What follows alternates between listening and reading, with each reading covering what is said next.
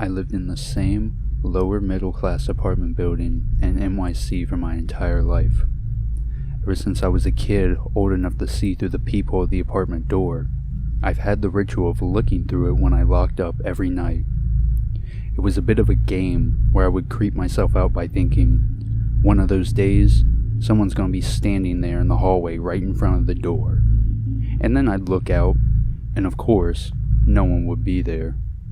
But it's something I, as a horror buff, got into the habit of doing and simply continued throughout my adult life. About 7 years ago, I had a genuinely terrifying experience. I was alone at home, late at night, and I was getting ready for bed. I did my usual routine of turning everything off and then went to the door, put the chains on, and glanced through the peephole and nearly jumped out of my skin because there was actually someone standing in the hallway. To be clear, this was not some neighbor going about their business. They've recently installed brighter lights, but back then, it was really very dimly lit and hard to see at night. But it looked like a man standing about 6 feet from the door, facing my apartment and standing perfectly still. Arms at his side, slightly hunched, and he was just standing there next to the stairwell, not moving at all. I was a little unsettled, but figured there was some explanation, and went away to continue my routine. More than half an hour later, I was ready to turn in, and just decided to swing by the door and look through the peephole again to put myself at ease. The man was not only still standing there in the exact same way, with that weirdly hunched, totally still manner, he had also, at some point, moved a couple feet closer to my door. Officially freaked out, I turned on every light in my apartment and sat at the dining table with my phone in my hands, wondering if I was overreacting or if I should call someone and tell them that this weird guy was hanging around.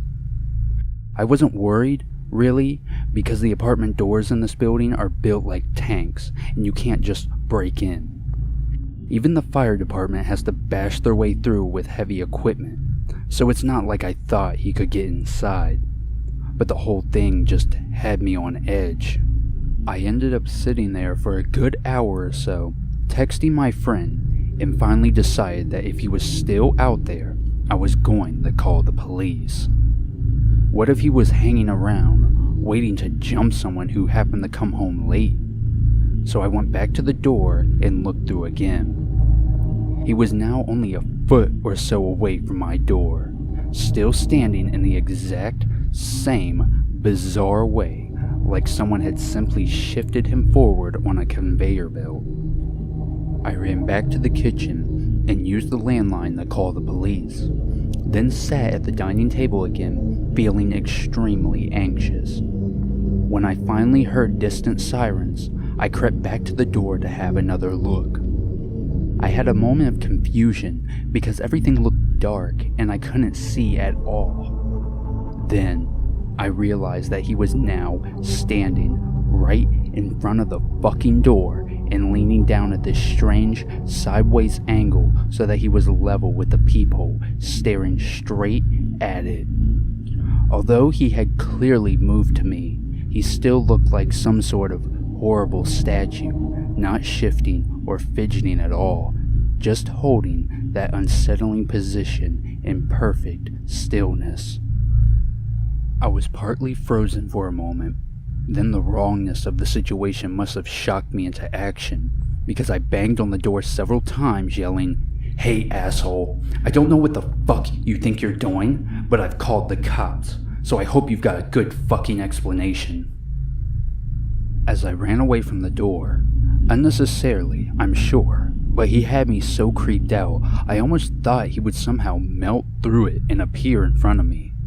I heard a truly horrible screaming, wailing sound of pure rage that remains one of the most unpleasant things I've ever heard in my life. Then, everything just went silent. The cops arrived quickly, but the hallway was empty by then. I tried to explain everything to them, but it was difficult to get across the sheer weirdness of the whole encounter, especially because I was so wired and rambling a bit. At any rate, there was never a repeat incident, but my ritual of looking out the hallway every night has brought a lot more attention to my nightly routine ever since.